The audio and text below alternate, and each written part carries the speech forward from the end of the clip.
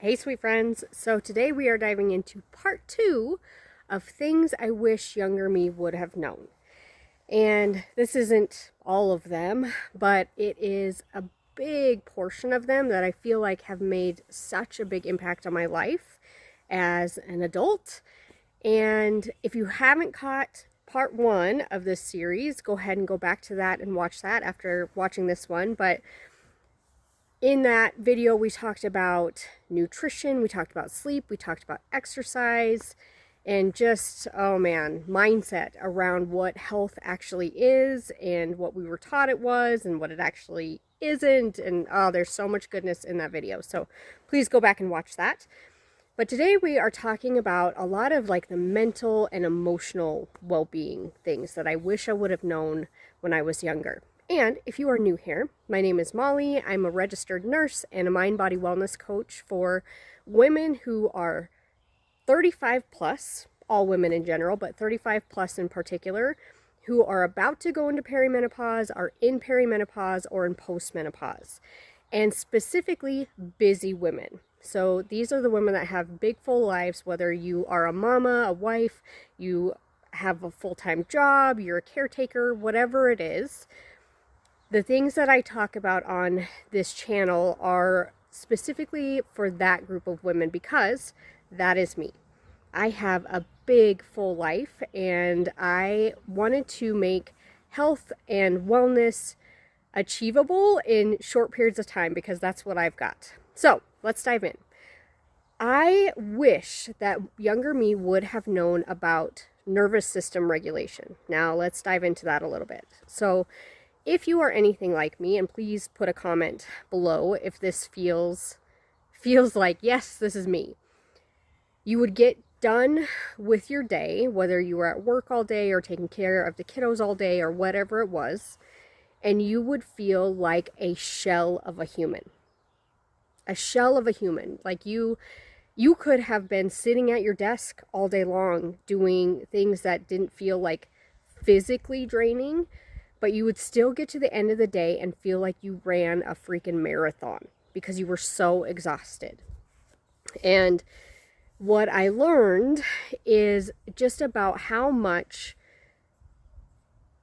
staying in a stressed out state all day long drains your body and puts your body into fight or flight. It is your body's way of protecting you, because it thinks by the thoughts that you have during the day, whether you are stressed out, angry, anxious, all of those things, when you have those thoughts, your body goes into fight or flight. It cannot tell the difference between the thoughts that you have going on in your head versus you actually being in danger in real life.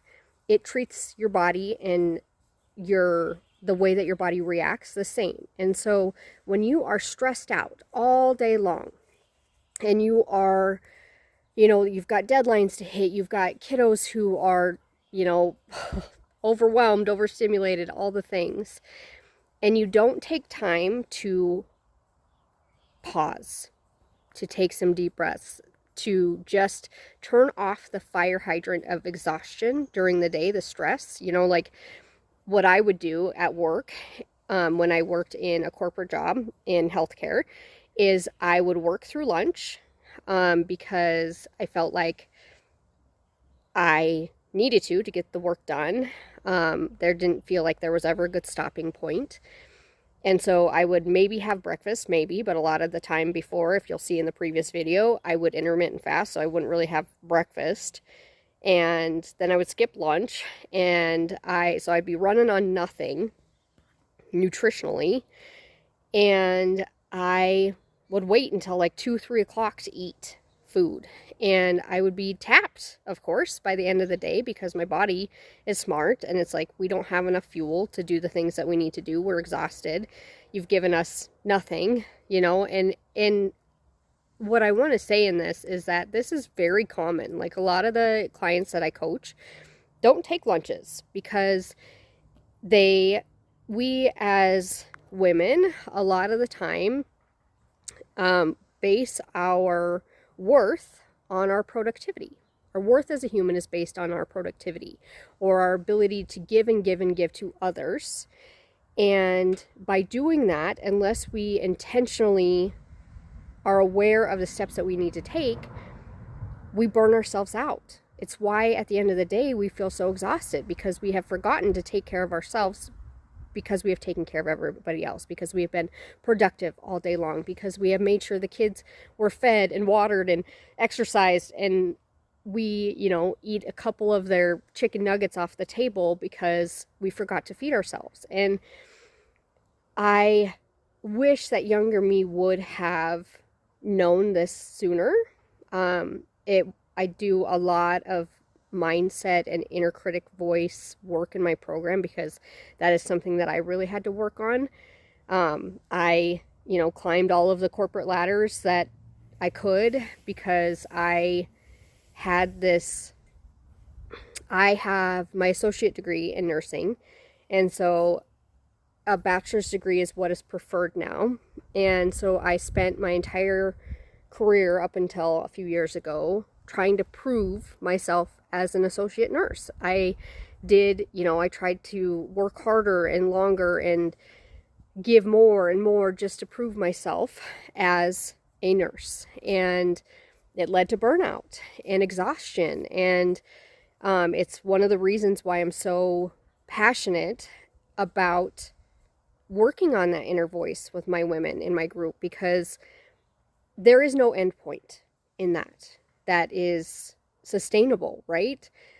If you base your worth on other people's opinions of you and how great you are, it's never going to be enough. You're never going to feel like enough. And that's painful, right? We work and work and work so hard and so long, and to the point where we're shells of humans when we get home from work, and we forget that the only thing that really matters is our opinion of ourselves. And if we treat ourselves well and we fill up our cup during the day and those kind of things, we are better humans to the humans around us without burning out. And so while I did leave my corporate job and start my business as a registered nurse and a mind body wellness coach because of this, I also work with a lot of clients that are still in these big, busy corporate jobs, or they are mamas who have kids that they're taking care of all day long. And we talk about how to take little intentional steps during the day to regulate your nervous system. So I want you to go take lunch. I want you to step away from your desk and go take a lunch. And this is a really hard thing. It sounds so simple, but how many of us do that or did that where we wouldn't, like I talked about earlier? Go take a lunch. Step away from your desk, take a lunch. And if you can't step away from your desk, please just take a lunch. Feed yourself. Lunch. And we start really little like that, because the changes that you can make for your nervous system to help your body feel like it's safe again, to help turn off the fire hydrant of stress, are very little tiny steps that just kind of give it a hey, I care about you, I love you, I'm going to take care of you just for a few minutes, and then I will get back to the grind, because work is work, right? Kids are kids, and we can't spend all day doing those things, but we can do things that are super small and super intentional that are very, very helpful to our bodies. So that is one thing that I wish younger me would have known. And in my program, I go through a bunch of little things that we can do that just help regulate our bodies, help our stress levels, so that, long term, that chronic stress leads to really big health concerns like heart disease and, inflammation. And there's just so many things that stress can impact. And there are so many little things that you can do to just help your body out so that you feel safe throughout the day and it's not constant. Another thing that I would love younger me to know is that you cannot numb the hard emotions like guilt and shame and anger and anxiety without numbing the good ones too, like joy and being present in your life. And this comes from the beautiful works of Brene Brown. She says you cannot selectively numb. And so a lot of the women that I coach, and me in particular also, we want to feel present in our lives, right? We want to feel like we can enjoy the little moments of our lives because we're told over and over again, how fast life goes and soak up the moments. And it's hard when you are so stressed out, right? Because we are not taking breaks for ourselves or doing little things. And so we numb. We numb with our phones, we numb with shopping, we numb with, eating, we numb with multiple different things that bring us comfort. But in that, when we numb out the hard, we are numbing out the good. You cannot selectively numb. And so doing a lot of work and it's really simple, but it's also needs to be intentional. A lot of the stuff that I teach is simple. Things that you've probably heard a million times. But if you don't actually do them, they don't work, right? And simple things like if I am feeling super stressed out, overwhelmed, and my nervous system is just tapped, I'm just exhausted, one of the things that I will do is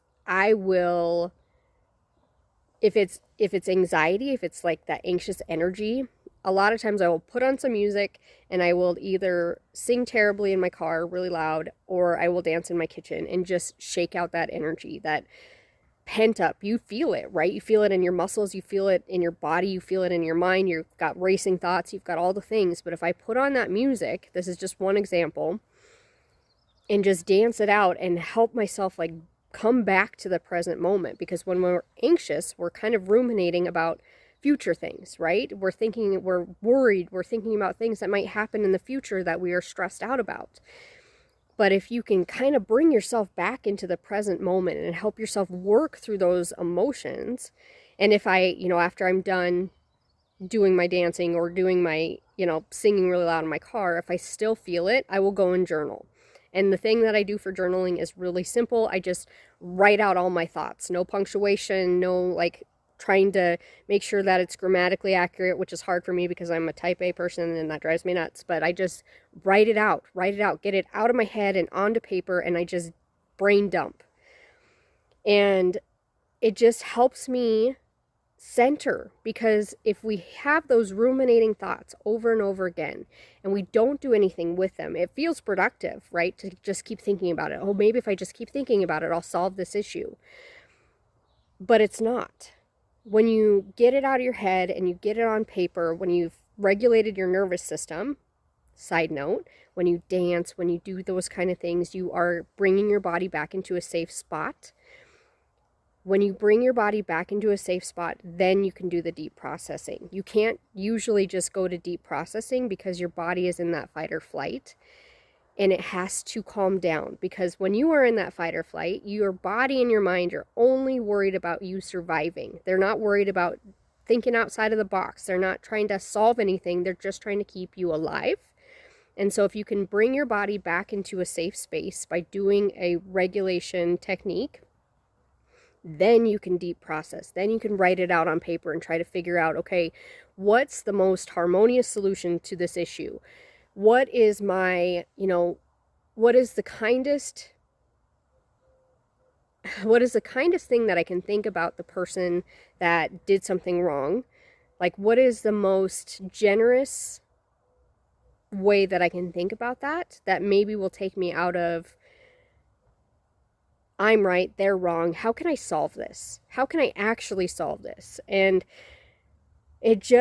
those things alone, once you allow yourself to feel the hard things, and this may take therapy. I'm a big, big fan, and I tell my clients all the time that therapy and coaching work really well together. When you allow yourself to work through those hard emotions, then you feel the joy.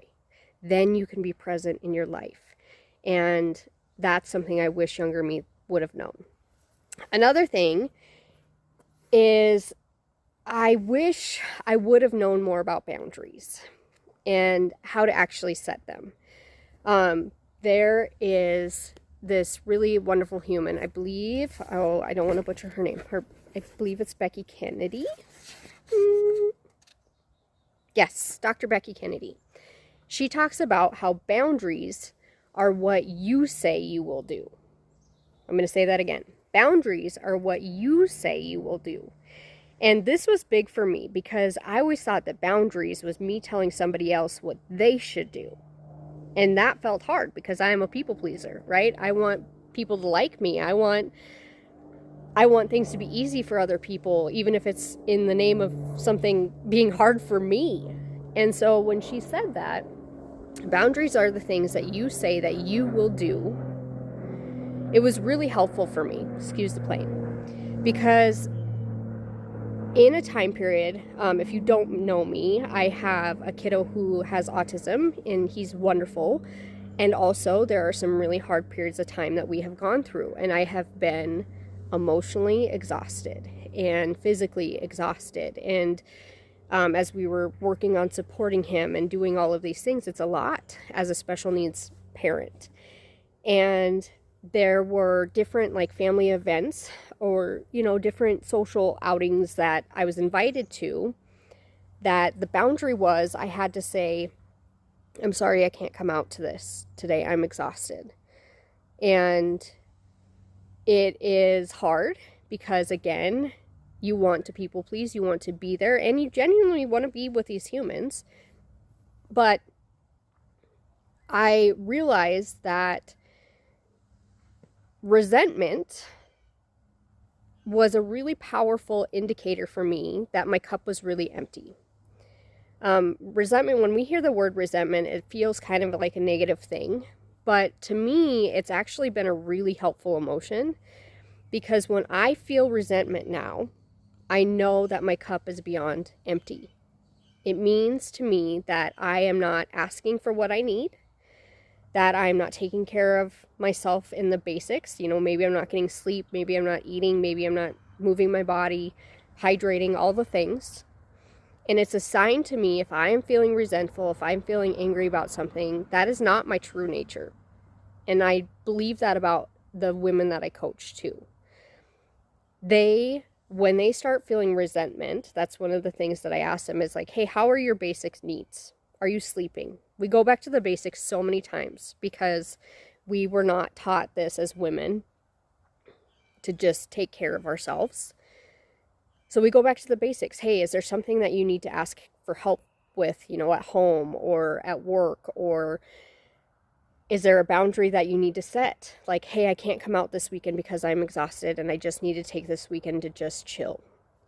And what happens is when you are able to say that, when you are able to set that boundary, then your cup can be filled. And then when you do go out to those social outings or those family get-togethers, you come as a different human, right? And it's cliche, right? You cannot pour from an empty cup, but women do it all the time. And what I believe is that you pour differently from a cup that has been filled, or at least has something in it, right? If you are not completely tapped out at your max, and you have been able to just do a little bit of intentional time for yourself, just reading a book for a little bit, getting outside, going for a walk, going, into nature somewhere, something for yourself, whatever that is that feels good to your soul, if you can recoup that time, you come to those gatherings as a different human, right? You're able to listen better. You're not in that stressed out fight or flight as much. You are able to give like you want to give, because I know that about myself. I know that about the women that I coach, is that we are givers, we are helpers, we are lovers, we are the people that, people lean on. And when the women that I coach and myself, when we start taking care of ourselves, when we set boundaries that say, I'm sorry, I'm not going to come out to this, but please invite me to the next one. That's what I say a lot of times. Thank you so much for thinking of me. Please tell me about the next one. Please tell me about the next event, whatever it is. And I mean it. I take that time for me. I refill up my cup, and then I can come back the next time and be the human that I want to be, and not a human that shows up who's angry to be there, that's just showing up to people please. And that is hard as a people pleaser. That's something that I'm working on. But I just wish that younger me would have known that, because I think I would have been in a much healthier spot sooner. What else did I want to tell you? switching gears, the last thing I wanted to talk about in here was about finances. Finances are something that women don't talk about a lot. And it's something that we struggle. We all work with money every single day. It is something that is a really common stressor for humans, women in general. And it's one of the things that I cover in my program because it's something that I had to work really, really hard on my money mindset. And the biggest thing that I had to work on was contentment with my money, because it didn't matter how much money I had in my bank account. I still felt like there wasn't enough. I felt like it was going to run out. I felt like all the things. And so The Soul of Money is a really beautiful book that I came across over the last few years that really, really made me feel good about money. I still have times when I don't, but it really helped me focus on what is right in front of me. What can I afford? What am I so grateful for? How do I use things in my house instead of having to buy things? How do I truly think about, gifts that I'm giving and really think about what they'll mean to that person and not have to spend a bunch of money, but make them very meaningful to me and to them. It was such a big deal because I felt so scarce about money for so long. And I wish that I had read that book. Go get it if you don't have it. If you haven't heard of it, it's so beautiful. It's such a good book. I wish that I had read that book a long time ago because it just made me feel so good. And I still, again, this is something that I'm working on still, but it has dramatically changed in the last year or so of just feeling so content and so grateful for the money that I have.